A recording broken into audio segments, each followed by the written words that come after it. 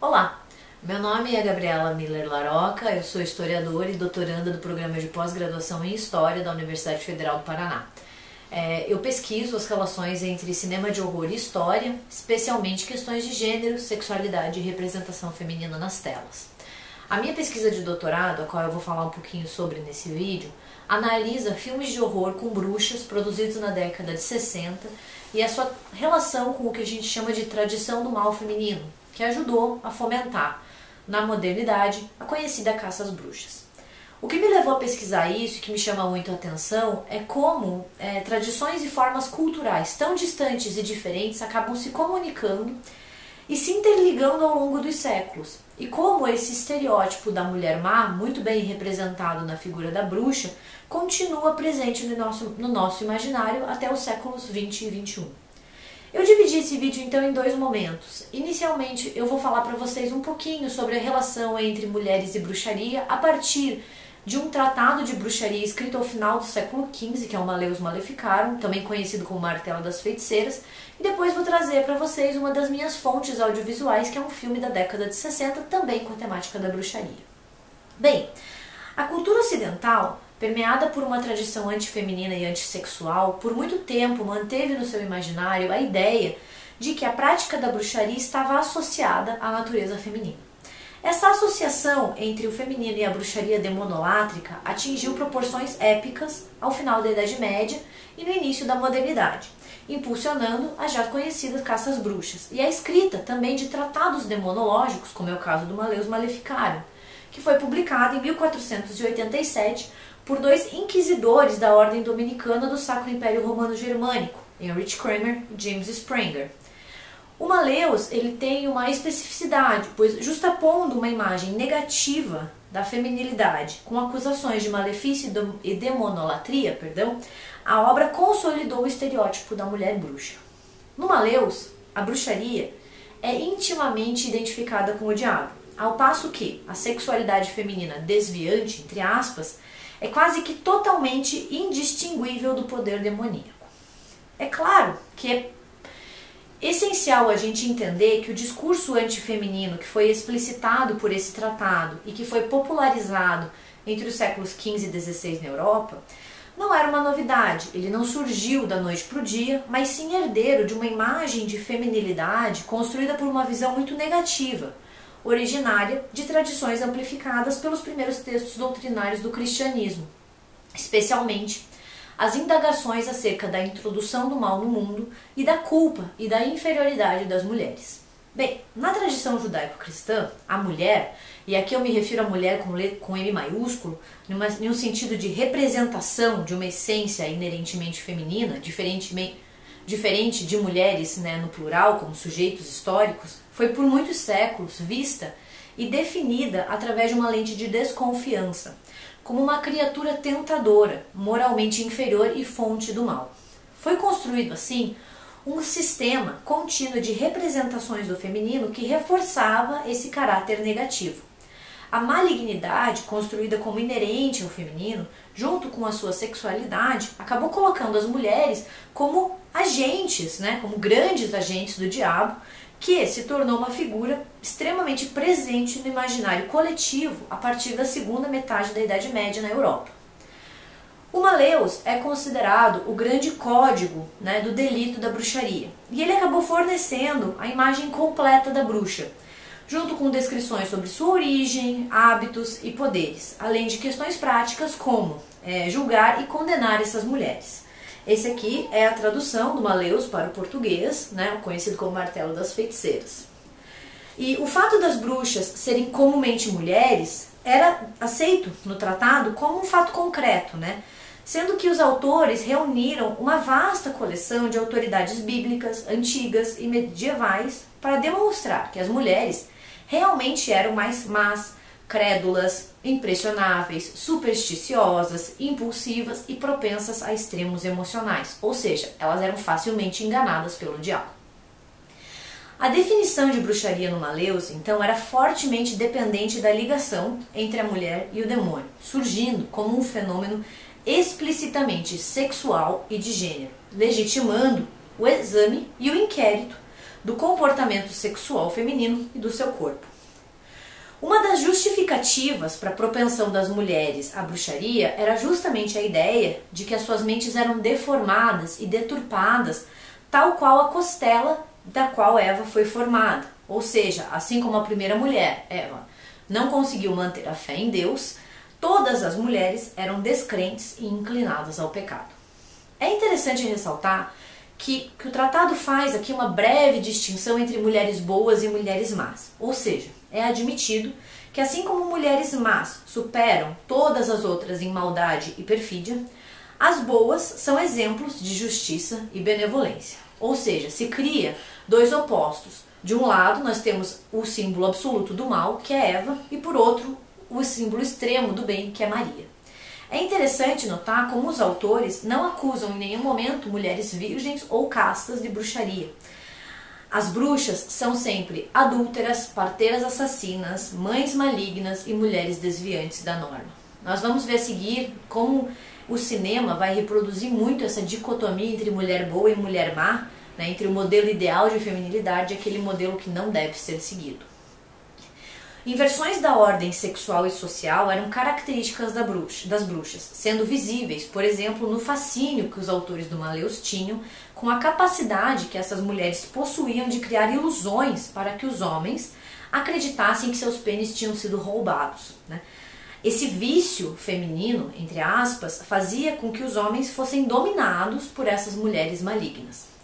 Esse medo essencialmente masculino em relação a uma subversão feminina e a uma inversão de hierarquias de gênero não desaparece, e ele vai ser contemplado muitos séculos depois pelo cinema de horror da década de 60 em um contexto completamente diferente, que é a época marcada pelo despertar da segunda onda feminista e pelo movimento de libertação das mulheres.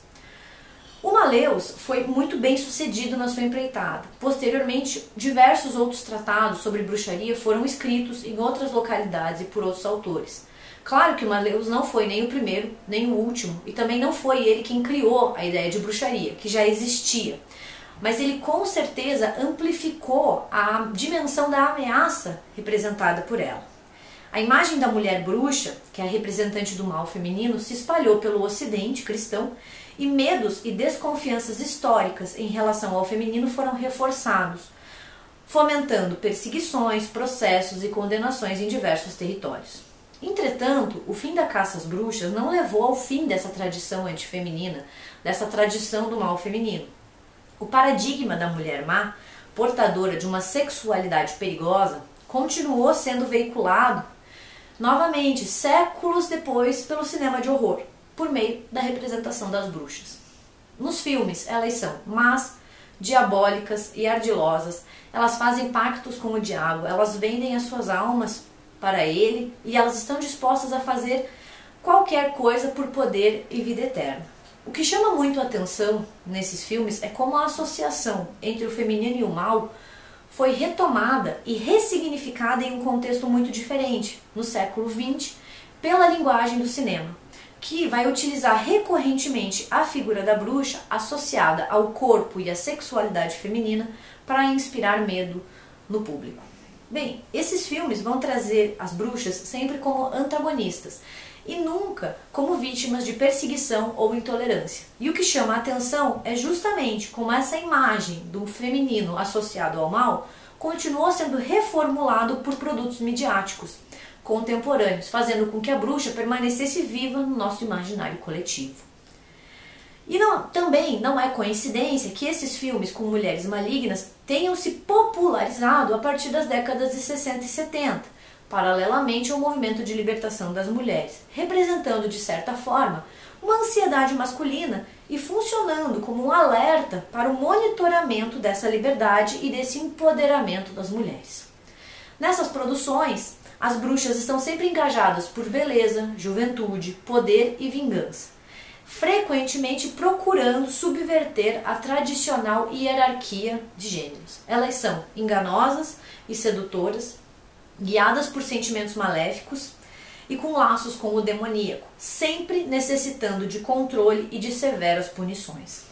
O que chama muito a atenção nesses enredos é que, por mais poderosas que elas sejam, e elas são muito poderosas, Ao final, todas são derrotadas pela ordem e a ordem dominante reestabelecida. Ou seja, a hierarquia e o poder tradicionais, que são representados aqui pelo masculino ou pela igreja, sempre prevalecem nesses filmes.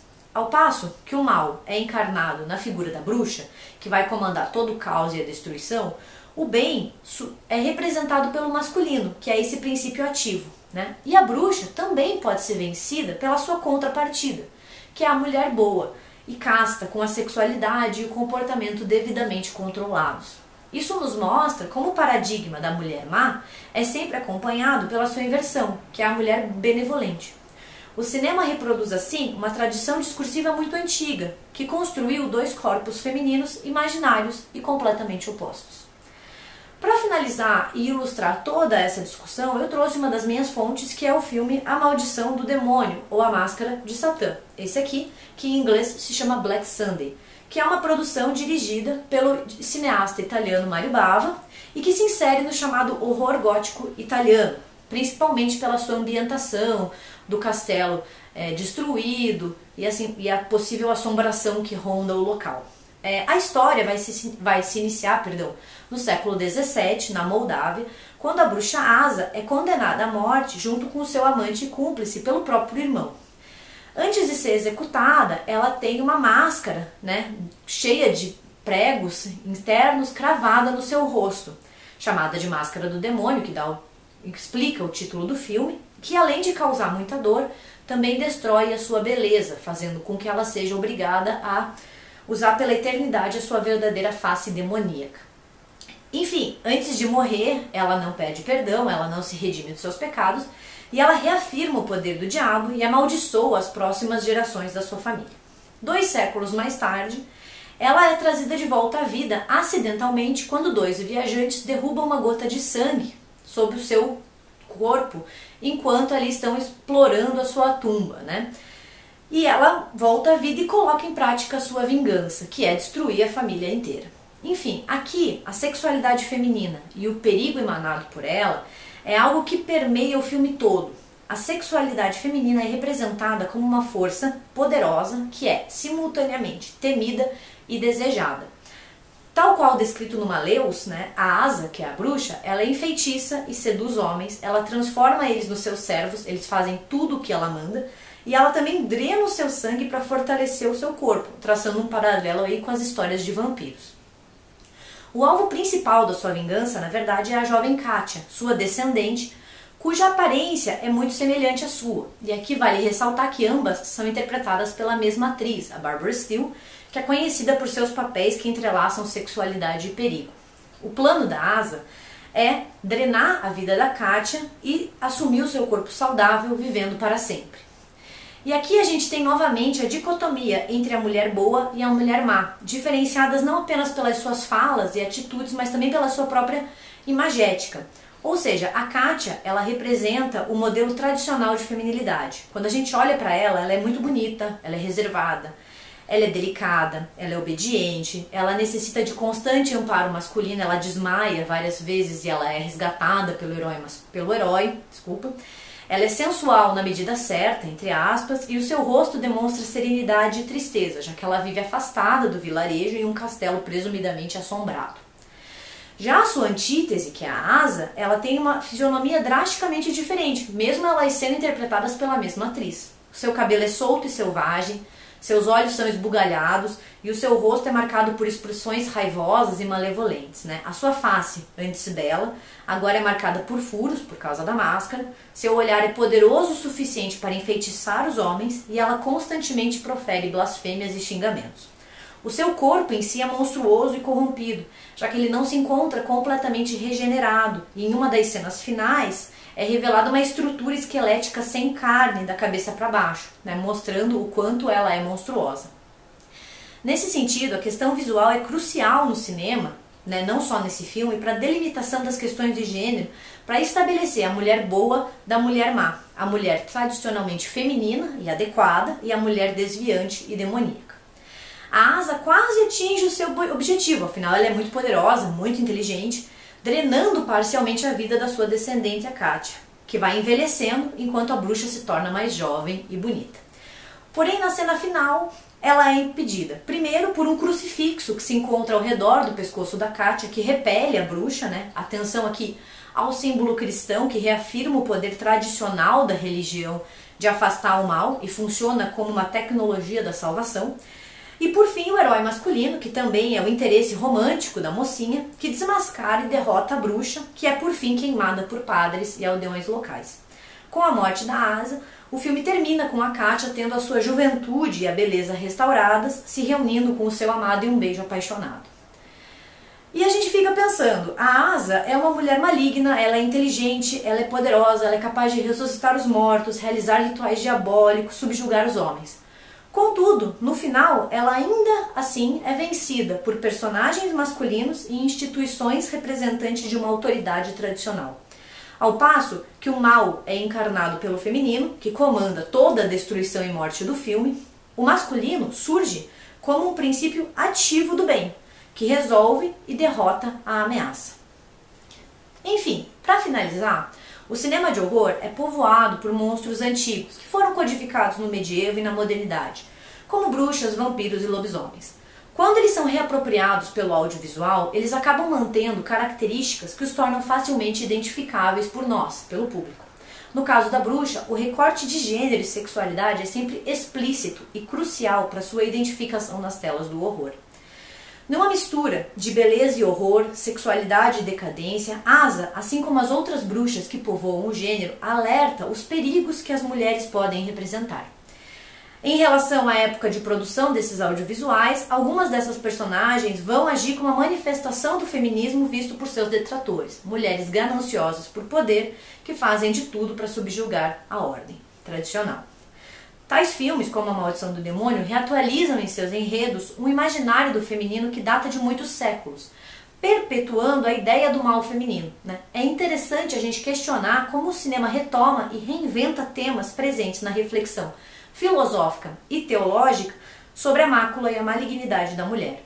Todos nós conhecemos exemplos de bruxas, sejam elas cinematográficas, literárias ou em outras expressões artísticas. Apesar de não acreditarmos mais em sua existência, tal qual definido nos tratados demonológicos dos séculos XV e XVI, ainda nos encontramos rodeados por suas imagens e histórias. É primordial, então, questionarmos o motivo dessa figura feminina estar sutilmente enraizada na mentalidade ocidental. A bruxa, tal qual pensada em tratados como Maleus, reproduz estereótipos negativos que inserem as mulheres em um mesmo grupo. Seres indignos de confiança, marcadas por um pretenso vício de origem, pelo pecado original de Eva, no caso, e a sua associação a forças ocultas e malignas. Ela pode ser apresentada de diferentes formas, e é sempre interessante questionar como a bruxa aparece pra gente de diferentes formas, como a mulher jovem, como a mulher sensual, como a velha corcunda, porém, ela sempre permanece com a mesma criatura atrelada ao mal, esculpida séculos atrás, que sussurra mensagens de perigo e alerta não apenas para a malignidade feminina, mas para a ameaça do feminino em si. Muito obrigada e acho que é isso.